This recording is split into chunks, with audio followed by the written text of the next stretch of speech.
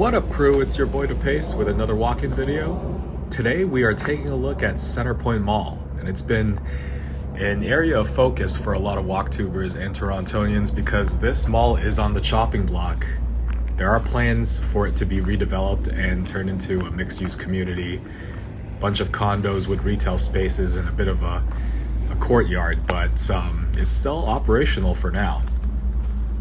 The mall is near Yonge and Steeles, or right on the corner of Yonge and Steeles in North York. So some of the questions we want to answer is, how active is this mall? Are people still using it? Because there are some interesting stores here, and like you can see, there are no frills, so low cost groceries. There's a Hudson's Bay, which at one point, if you had a Hudson's Bay in your mall, it probably meant that your mall was high volume, thriving, but that's far from the case for Centerpoint at the moment. There's also a Canadian Tire, a Jollibee, Kanji Queen. So why is this place going to be demolished? Let's take a look.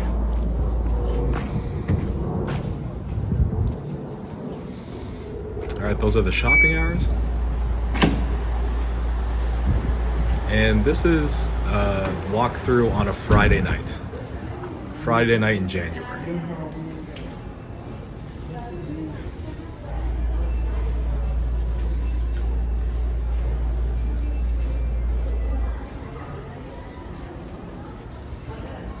So when it comes to Centerpoint Mall, this mall was originally known as Town and Country Square and was opened on June 1st, 1966. There's the Hudson's Bay. Unfortunately, the Bay, which used to be a very thriving retail store in Canada, is quite empty, like in most locations. Some bays are now operating with less than mall hours, probably due to budgeting. There is a dental office up on the second floor.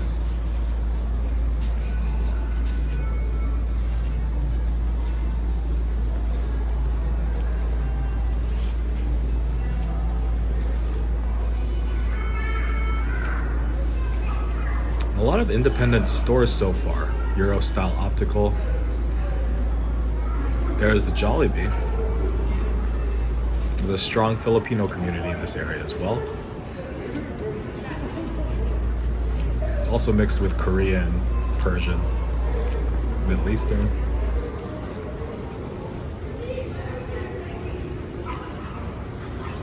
There's another clothing store. Leggings.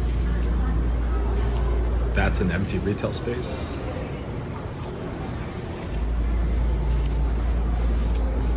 What's interesting to note is there's a decent amount of people here.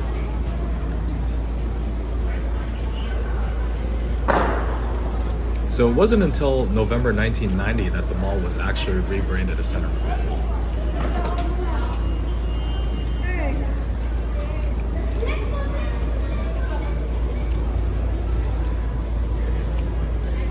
Oh, and then we got the Best Buy Mobile, and then up ahead, Canada Computers, which if you're into building computers, it's your place to go. You get GPUs, basically every piece of the computer. There's a Shoppers Drug Mart.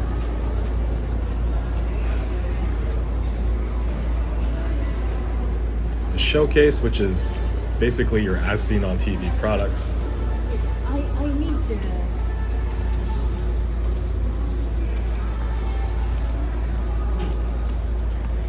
Real fruit. I guess one of the things you could see is like, it's a fairly still clean and well-maintained mall. You could tell from like the floor tiling that this mall's been here for quite a while.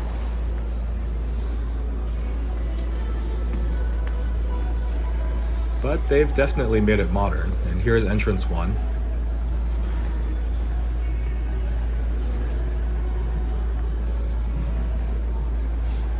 Definitely a fair mix of independent stores here.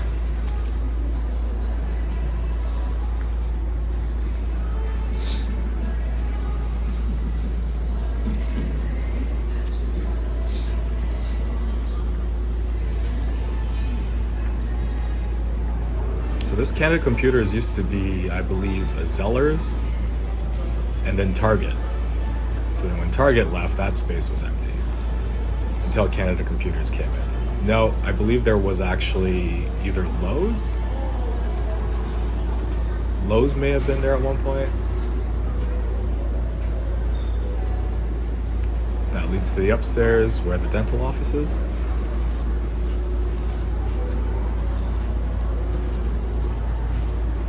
So for a Friday night after Christmas, still a decent amount of traffic in here.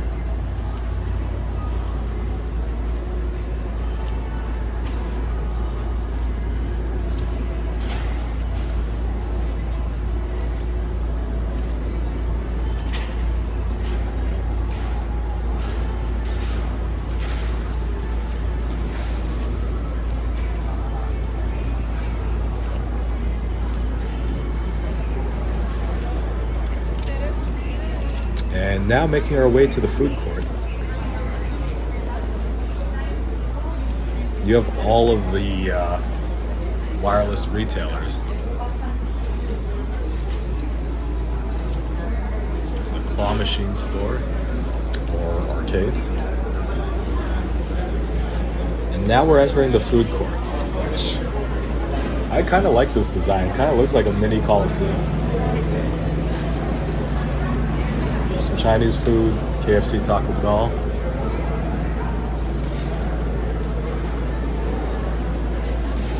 Caribbean Queen, which is not quite Caribbean food. And to my right, which I didn't get, was a Persian restaurant.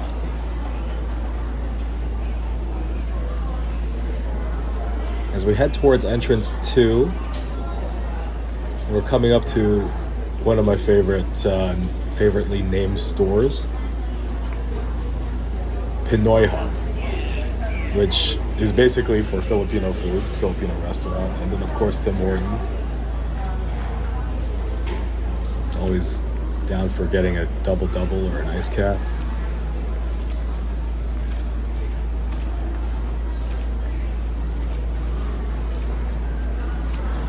There's the Persian restaurant. Huge Dollarama and a Canadian Tire, where I actually purchased the car battery, so there's Jimmy the Greek.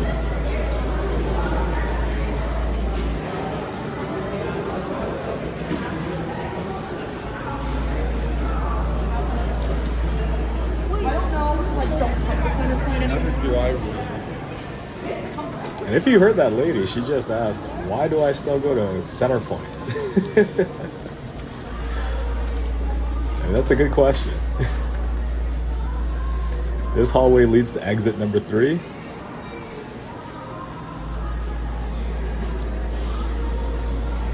And this gentleman is combing his hair.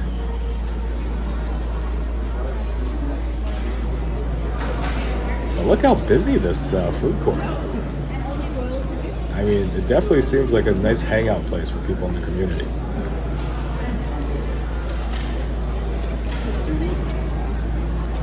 It's still thriving. So what exactly happens when this whole place gets either renovated or demolished? Where do these people go?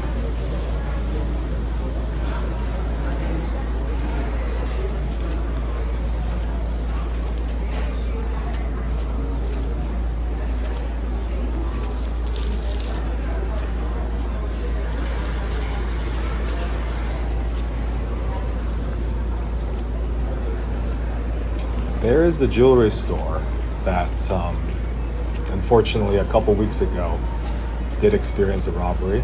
There's a Ones, which contains a couple knickknacks. More independent clothing stores. A Miniso, which has been popping up at either smaller malls than Cadillac Fairview, and a Wendy's. There's a Fit for Less in this mall.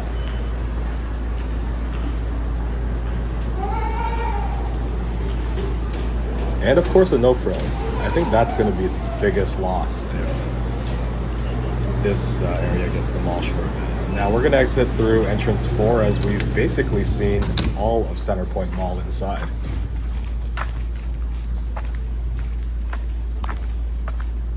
So for community in this area, I would say this mall has almost everything you need. But of course, I guess a part of the reason why there is a need to demolish it, redo, or revamp the space is because of the need of housing. So that's where the condos come in. But as someone who lives, say, remotely in this area, it does get busy already with the traffic. So I could only imagine what the traffic would be like with a huge condo complex in this area as well. I guess part of it too is as we look at some of the parking lot space, a lot of it is fairly empty, and we're going to be walking towards it as well.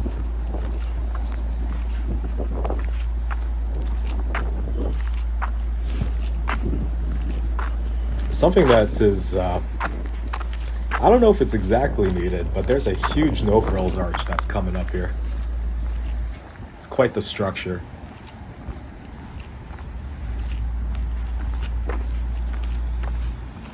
But the no-frills entrance is in the back side of this mall as well. And then we're also going to take a look at this little plaza. What does it have? It's a beer store, a Benjamin Moore, and a sushi restaurant.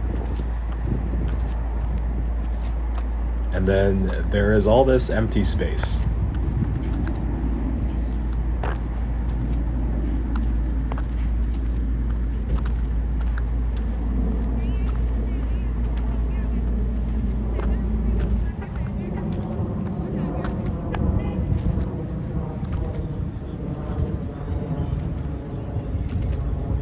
Let's continue walking around the area, see what they have.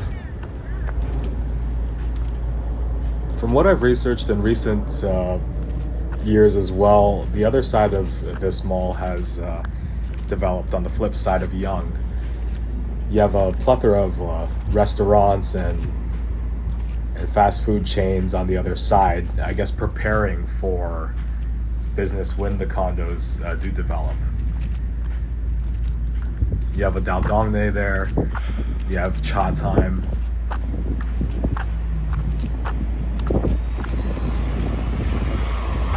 Plenty of mainstay restaurants.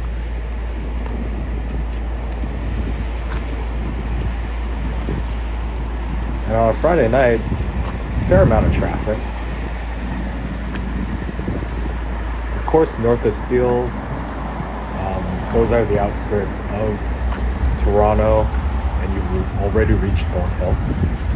So we're gonna cross here, and I'll take you to the corner just to see the other side of the mall. But then, what's here? There's a Eat Beat KK, which is a decent Thai restaurant.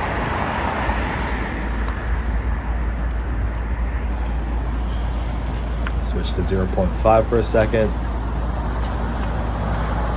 That's the outer side of Hudson's Bay. So as you can see, incredibly empty space. So there's a lot of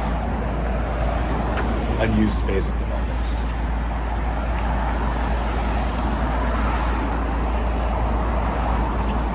There's Daldongne, popular Korean barbecue restaurant. There's 3 of them spanning from right here down to Shepherd, which is not really that far distance driving wise. Probably 10 minutes. There's more of the Hudson's Bay. So Hudson's Bay does take a lot of space. And there's not a lot of cars parked for Hudson's Bay specifically. It's not the same draw as it used to be.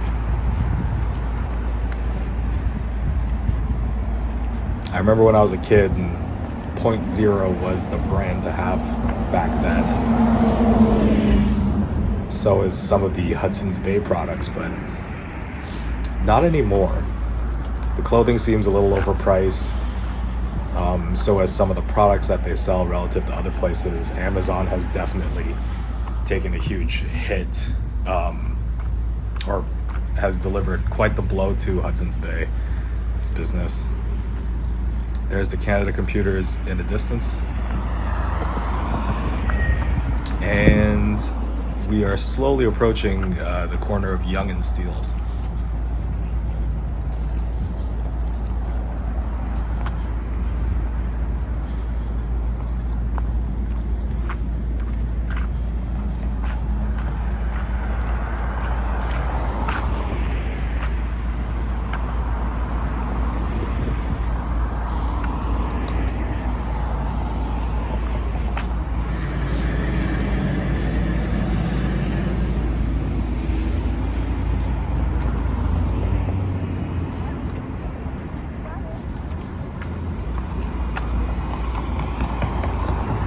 So as we approach the end of this video, if you like these walks and some of the commentary, please drop a subscribe and a like on the video. I really appreciate it. And as you can see here, lots of empty space. So one needs to ponder, like, how are they going to do this transition to building the condos? Because it seems like a lot of people are still using Centerpoint Mall. Hopefully they do it in a very smooth manner. All right, it's your boy to Pace, and that's Centerpoint Mall. Be interesting to see what it looks like in the coming year or so.